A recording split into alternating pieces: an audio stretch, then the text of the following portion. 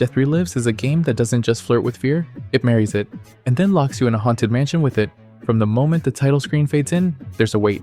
Not the kind that jumps out and screams, but the kind that settles into your bones. It starts with a simple premise. Adrian, a student, is on a quiet drive with his mother. Then comes the man in the road, the scream, the dragging, and you, left behind in the dark. That's how Death Relives begins, not with action, but with a sense of helplessness, a loss. The game drops you into a decaying mansion wrapped in Aztec mysticism. This place isn't just a setting. It feels alive, ancient, and malevolent, whispering through the walls, breathing through the shadows. And at its heart is Zype Totec, the flayed god, a being you don't fight so much as run from, and hide, always hide. Gameplay orbits around a singular oppressive mechanic, your prey. There are no safe rooms, no extended breaks. Every puzzle, every step, is shadowed by the knowledge that he's nearby. The tension isn't just about survival, it's about managing your own fear. Whether to take the long route and stay hidden, or make a dash and risk everything, this choice is constant, relentless. But you aren't entirely powerless.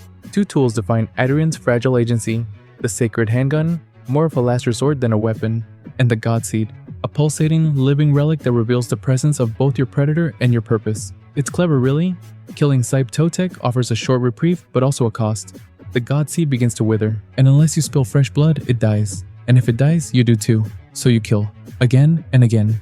But each time, Zype returns stronger. This isn't combat in the traditional sense. It's a ritual, a loop of desperation. And it wears on you, not just the character, but you, the player. That's the brilliance. Death Relives isn't about power fantasies, it's about consequence. Visually, the game straddles a fine line. The mansion is grotesque and beautiful in that uncanny, something's not right here way. Flesh and stone, history and decay. Some textures feel rushed, some models stiff, but the overall mood holds fast. The lighting does heavy lifting here. Glowing candles, moonlight through broken windows. It captures fear not with darkness, but with the things barely visible within it.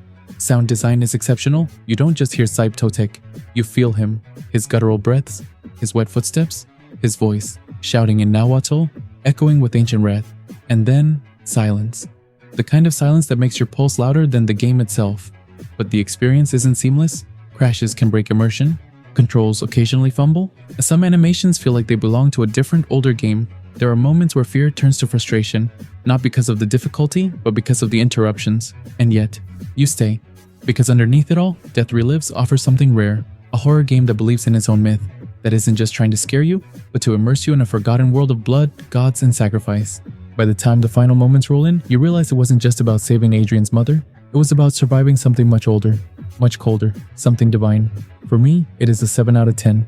If you crave tension over combat, if you love horror steeped in ancient ritual rather than cheap jump scares, if you want a game that dares to suffocate you a little, Death Relives is worth every uneasy heartbeat. Just don't expect to come out unchanged.